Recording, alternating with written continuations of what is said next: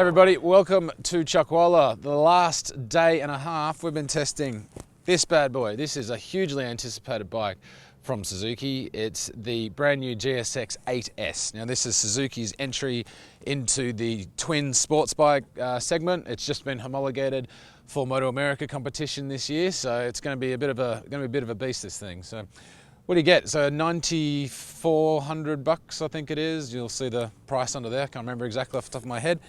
But yeah, this is, so as I say, it's a very important bike. Now this bike is based off the GSX-8R, which is the naked bike that we tested last year.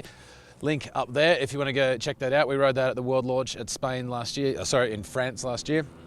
So it's similar, it's same but different. Same engine, 776cc parallel twin, same basic chassis as well, although the suspension is a little bit different. Speaking of the suspension, you get an unadjustable fork up front and preload only on the shock, which it sounds pretty bargain basement sort of stuff, and look, it is, but it actually performs really well. That's one of the good features about this bike is how nicely it steers and how well it tracks, and a lot of that has to do with that front suspension. Inside the fork, they've actually increased the piston diameter a fair amount. So the GSX-8R has a 20mm piston. This one's got a 37mm piston. It makes a huge difference on track, especially, and on road too, but especially on track when you really start to hammer it, you really do feel a bit of a difference with it. It tracks really well. It brakes quite nicely. The brakes, again, they're not the best brakes in the world. They are a little bit bargain basement stuff. That's a pretty cheapy master cylinder, I've got to say, although it works pretty well. We just did a 20 lap session, 20 lap session here at Chuckwalla. Went through 3/4 of a tank of fuel and didn't get any brake fade. Mind you, at Chuckwalla you don't really have a lot of heavy braking points, but still that's pretty impressive. You know, you get on an R1M or something like that, the things start fading after 4 laps. So yeah, that's a good little thing there from Suzuki.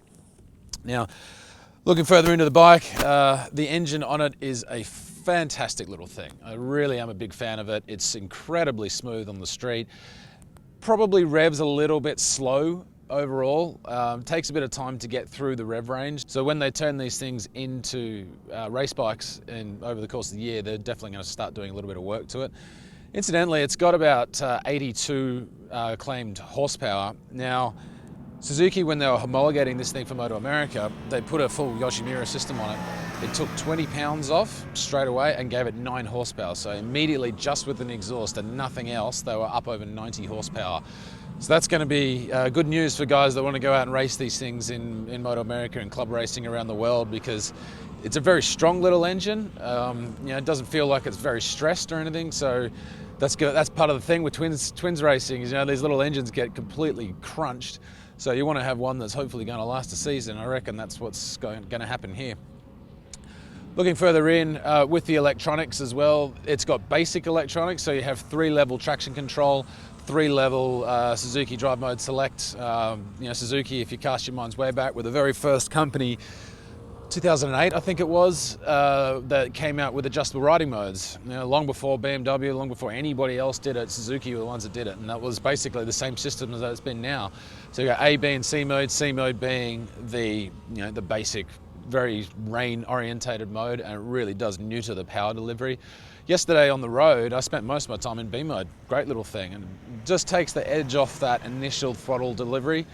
Whereas out here at the track, you're running A mode the whole time, and away you go. Being a parallel twin, it's very nicely balanced. It has a really lovely delivery of its torque. You can sit there in 3rd, 4th gear on the street, probably 4th and 5th if I'm honest, and just surf up and down that torque curve. It's a lovely little thing. It's got a really good gearbox on it as well. Yeah, really enjoyable bike. It's probably a little bit cramped for me overall, just, from here to here, you probably want to be that tall, and then you'll fit on it nicely. When Chris Orritt showed me the seat that they're going to use on this bike when he turns his bike into a race bike, it's going to have the seat unit itself actually allows the rider to scoot back a lot more. So that's going to be a good little thing. Also, one of the big problems on the track is ground clearance. I've already smashed my Alpine Stars boot, even though I tried desperately not to ground it. You grind the pegs pretty quickly with this thing. So maybe some adjustable foot pegs could be a good idea in the future, especially if you're going to go for a track ride. But look, overall, it's a really enjoyable bike, a really lovely little thing. It's a very well-mannered bike.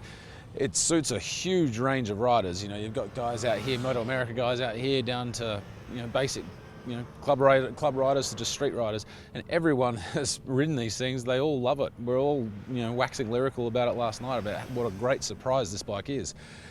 And that's the funny thing with Suzuki. You know, people kind of forget that Suzuki just come out with these gems every now and then. They don't bring out new bikes anything like what the Europeans do, or certainly what Suzuki also used to do.